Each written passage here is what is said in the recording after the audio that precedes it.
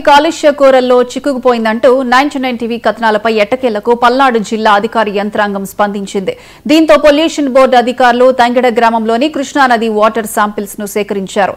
ఈ water pipe line ద్వారా సరఫరా అవుతున్న నీటిని ఆపివేసి ప్రజలకు మంచినీటిని సరఫరా చేయాలని స్థానిక అధికారులను ఆదేశించారు. ఇక దీనిపై పొల్యూషన్ బోర్డు అధికారులు ఉన్నతాధికారులకు నివేదిక అందిస్తామని చెప్పారు.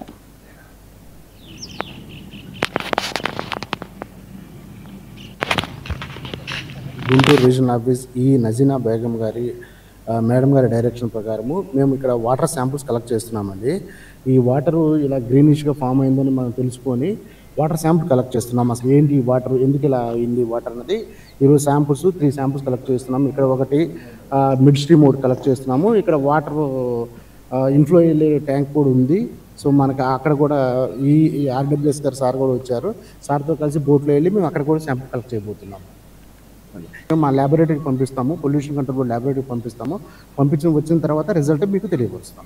గుంటూరు రీజనల్ ఆఫీస్ నజీనా బేగం గారి మేడం గారి డైరెక్షన్ ప్రకారము మేము ఇక్కడ వాటర్ శాంపుల్స్ కలెక్ట్ చేస్తున్నామండి. ఈ వాటరు ఇలా గ్రీనిష్గా ఫామ్ అయిందని మనం తెలుసుకొని వాటర్ శాంపుల్ కలెక్ట్ చేస్తున్నాం. అసలు ఏంటి ఈ వాటర్, ఎందుకు ఇలా అయింది వాటర్